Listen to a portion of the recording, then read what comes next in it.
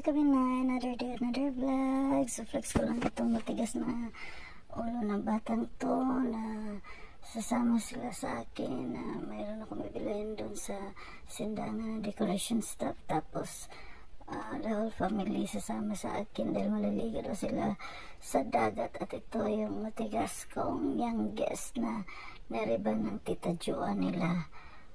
Tapos bawal maligo pag nariban yung buhok. Sinabi ko bawal maligo pag nariban ang buhok. So ayan, so nilagyan ko na lang ng virgin coconut oil yung buhok niya. Pinaliguan ko ng virgin coconut oil para protektahan dahil sabi niya maliligo daw siya sa dagat.